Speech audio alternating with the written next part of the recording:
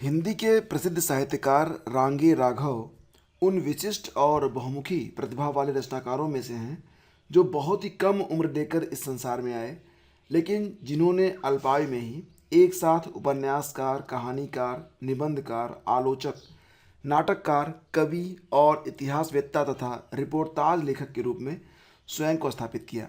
रांगे राघव अपने अंतिम दिनों में रक्त कैंसर से लड़ रहे थे।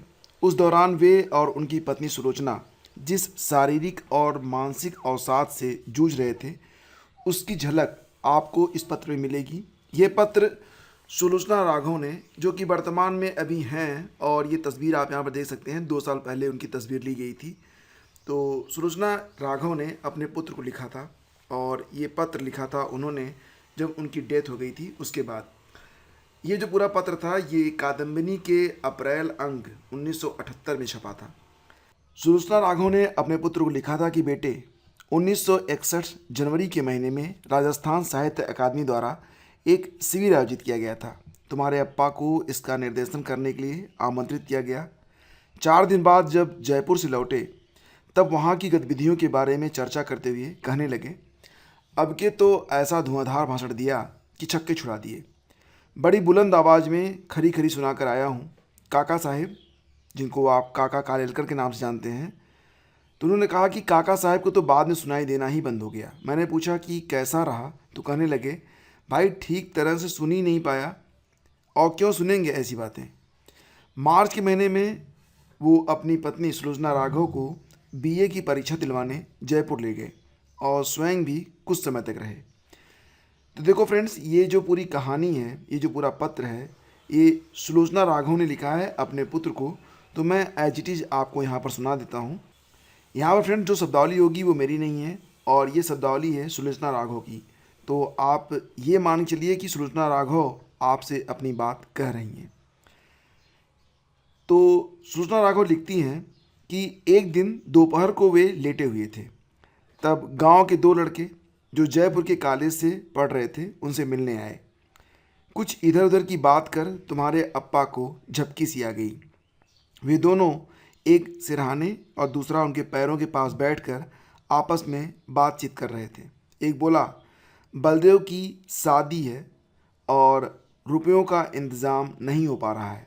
दूसरा बोला, हाँ भाई साहब, समस्या बहुत गंभीर है। अचानक तुम्हारे अप्पा हड़बड़ा कर उठे और चिल्ला कर बोले, क्यों बे, मेरे सिर पर बैठ कर गलत सलत उच्चारण कर रहा है। शादी है, समस्या है, गंभीर है, सर नहीं आती, हिंदी में एमए कर रहे हो। बेचारे दोनों बहुत झेंपे और वहाँ से सरक गए। गलत उच्चारण करने वालों से उन्हें बहुत ही चिढ़ थी। इसी वर्ष उन्होंने जयपुर में बसने का निर्णय कर लिया।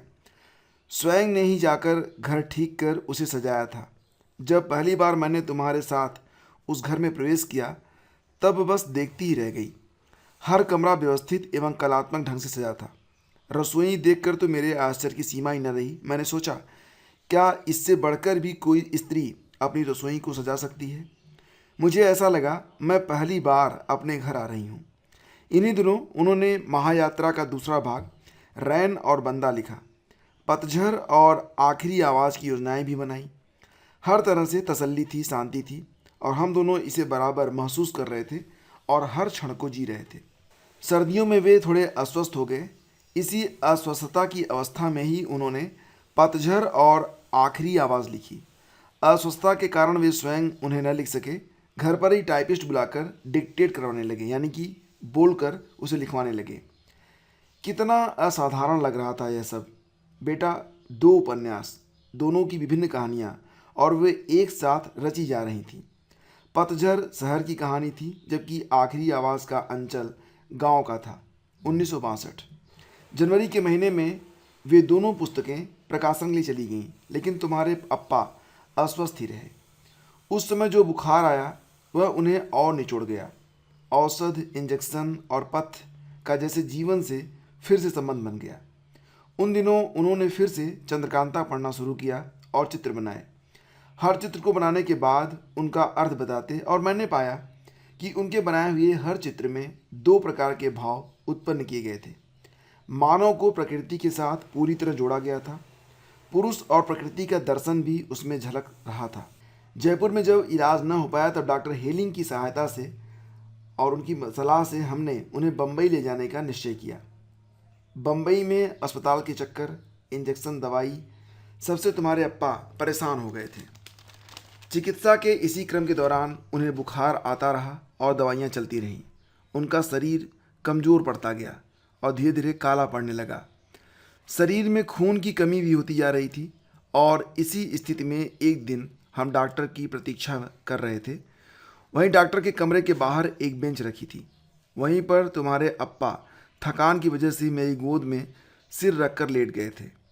अन्य मरीज भी वहीं पर डॉक्टर का इंतज़ार कर रहे थे। मुझे याद है बेटे, उस दिन जब एक मरीज़ ने तुम्हारे अप्पा की ओर इंगित करके मुझसे पूछा था, तुम्हारे पिता को क्या रोग है। मैं क्षण भर के लिए हड़बड़ा गई और अनायास मेरी आंखों में आंसू आ गए।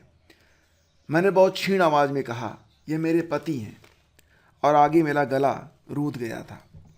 मैंने तुम्हारे अप्पा की तरफ देखा और सोचती रह गई, कहाँ गई वह देह जो राम के प्रतिरूप का मुझे हर समय आभास देती रही थी। कहाँ गई आंखों की वह निराली चमक जो चिर जीवन का प्रतीक थी। जांच के बाद जब तुम्हारे अप्पा बाहर आए तब मैंने उत्सुकता बस डॉक्टर ने क्या कहा उनसे पूछा। उनका सारा संयम जैसे टूट गया हो। वे बिफर कर बोले, क्यों परेशान कर रही हो, चुप रहो।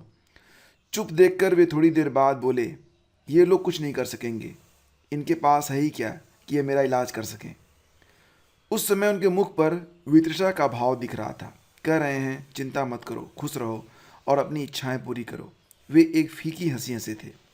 बाद में रास्ते में मेरे छोटे भाई ने मुझे बताया था कि डॉक्टर ने जवाब दे दिया है, उनके पास अब कोई इलाज नहीं है। हॉजकिंस रोग हुआ था उन्हें, जिन्हें खून का कैंसर कहते हैं, जो कि लाइलाज है।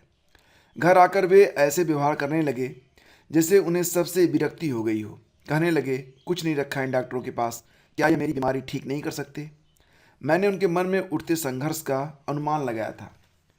रांगे राघव, जन्म 17 जनवरी 1923 और उनकी डेथ हुई थी 12 सितंबर 1962 को।